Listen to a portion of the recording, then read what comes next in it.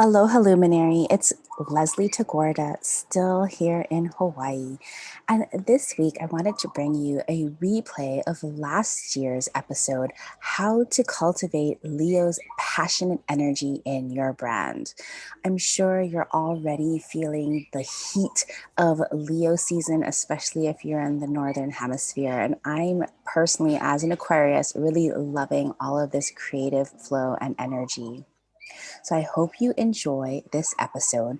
Before we get into the episode, I wanted to personally thank all of the beautiful luminaries who already raised their hand and signed up for Written in the Stars, my upcoming training, How to Read Your Natal Chart for Business, as well as my 4-week intensive Star Powered. So thank you for all of those, all of you that already signed up for that class. We are getting started with Written in the Stars, How to Read Your Natal Chart for Business on August 16th. It's going to be a mini training where I'll be delivering via email a short, less than 20-minute training on how to read your natal chart Monday through Thursday. Then on Friday, I'll be having a masterclass on how to put it all together.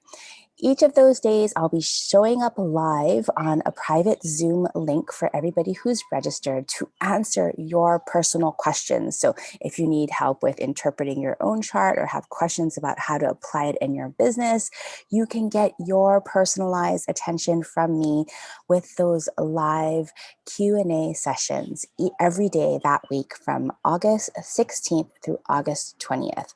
That's for Written in the Stars. And if you're interested in Star Powered, which is my 4-week intensive coming up in September, Written in the Stars is a prerequisite. You'll need to know how to read your natal chart at a pretty good level before you hop into Star Powered Intensive, where we're going to really dig into the what, the why, the how, and the who of your brand. So you can really position your brand and be certain. No more guessing, no more guesswork, no more comparison. Be really certain in your brand of your unique superpowers, what drives your success, how you package it all up in your unique leadership style, and exactly who your ideal soul customers are. So if you'd like to join me on that journey, we'll be starting up in September. So head on over to thesavvyluminary.com/written in the stars and get signed up at least for that first mini training that we start on August 16th. We'll still be in Leo season. All right, luminaries, enjoy this replay of how to cultivate Leo's passionate energy in your business and tell me what you love about Leo season. All right, talk to you soon. Welcome to the Savvy Luminary Podcast, Astrology for Entrepreneurs. I'm your host, Leslie Tagorda, creator of the Astrobrand Method, business astrologer, brand designer, author, and Aquarius boss woman. I help visionary spiritual entrepreneurs and impact makers like you illuminate and amplify your unique star powers so you can be the luminary you were born to be. Everybody, it's Leslie Tagorda here, your brand astrologer and designer. And today we're going to be talking all about passionate Leo season. Whether or not you have strong Leo in your brand, it's in your chart somewhere. And you need this passionate energy to show up vibrantly in your brand so you can shine brighter. All right. So who here is so excited about Leo season? Today, I really wanted to go through everything about Leo season because whether or not you love Leos or hate Leos, or if you fall somewhere in between, we all have Leo energy in our charts. And this is the place in our chart, in our business, in our brand, where we need to amp up the joyfulness, the passion, the purpose. At its core, it's really important to remember that Leo needs to operate from this place of joy, right? Open-heartedness, loving life, loving creativity, having fun, being confident. That's number one, joy. Number two, Leo has to feel that it's likable and lovable, right? That it's this shining bright, this bright spotlight of excitedness, of confidence, and just expressing yourself. That's why it's so important in our brand. And the third key of Leo is its confidence, right? Confidence comes from its ability to have fun and to have play and to just really bring all of the laughter and spontaneity to its work. It's important to remember that we all have Leo somewhere in our charts. And wherever we have Leo in our charts, we are being asked to show up with those crucial 3 Leo keys of joy, lovability, and confidence, right? We can also look at this as creativity, passion, and purpose. So I want you to hit pause and I want you to go check out your chart. And I want you to go look at the cusp lines and to find out which cusp to which house Leo is on.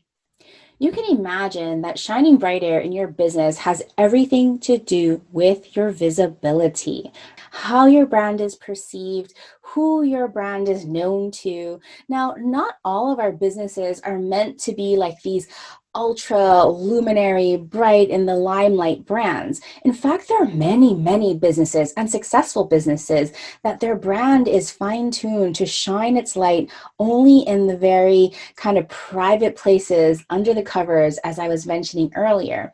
So if you're feeling like, oh my God, am I never going to be successful because I can't shine brightly, or I don't want to, I have an aversion to shining brightly, don't worry. There's lots of ways to express your Leo in your chart. Now, because the sun also rules Leo, your sun is going to give you insight to what lights you up, right? If Leo on the cusp of a house in your chart tells us where you need to shine brightly, your sun sign is going to tell you exactly what lights you up. For right now, we'll just talk about Leo on the cusp, house by house. So let's go through Leo on each of the house cusps. If you go to thesavvyluminary.com and you go to the show notes, you'll be able to find all of these Leo on the cusps typed out for you. So if you have Leo as your rising sign or on the first house cusp, you are supposed to be bringing in more joy, passion, and purpose in your brand identity and leadership role. You are just like the ultimate king or queen in your world. Many of the English royalty, the Queen's family, have Leo risings. Coincidence? If you have Leo on your second house, you are meant to bring more joy, passion, and purpose in your contributions, your values, and your ability to earn money. Bring in that passion for money and no apologies there. If you have Leo on the third house, you are meant to bring in more joy, more passion, more purpose in your communications and marketing style. I personally have Leo on the third house, and oh my goodness, once I really figured out how to put that Leo filter in my communications, things really started to take off when I really put my full-hearted, bold, confident style of communicating. This is when things really aligned for me. If you have Leo on the fourth house, this is interesting because fourth house is a very private place, right? So here, you're supposed to bring in more joy, passion, and purpose in your safe spaces. And if you have a home office, which you probably do since most of us are still sheltering in place, you're supposed to be bringing more passion into your home office or in your private life with your family and your closest friend circle. If you have Leo in your fifth house, oh goodness, you're supposed to bring in more joy, passion, and purpose in all of your creative pursuits and make use of that playtime, passionate playtime is so important for you. I'm going to let you define how you want with that passionate playtime. It's important. Don't deny it. If you have Leo on the sixth house, you're supposed to bring in more joy and passion and purpose in your ability to serve others and with your daily routines. My favorite president, Barack Obama, has Leo on his sixth house of civic duty. And my goodness, did he bring joy to his presidential role. If you have Leo on the seventh house, you're supposed to bring in more joy, passion, and purpose into your collaborations and your co-creations. So this is all about relationships to your ideal customers, to your vendors.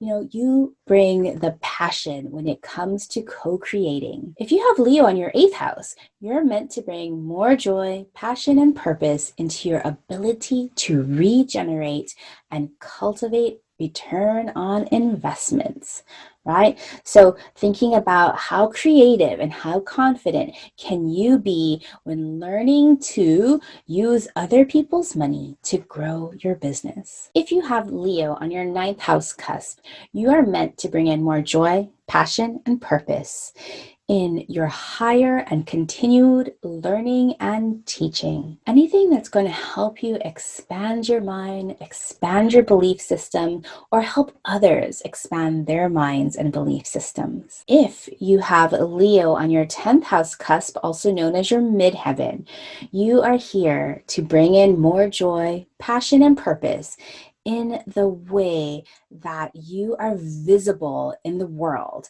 and how you deliver your offering. This is a very good placement if you have an offering that serves an elite set of customers. If you have Leo on the 11th house cusp, you are meant to bring in more joy, passion, and purpose in the way that you participate in your larger community and groups. Passionate podcaster, passionate luminary, what have you. And if you have Leo on your 12th house cusp, you are meant to bring in more joy, passion, and purpose in the way that you relax and take time off.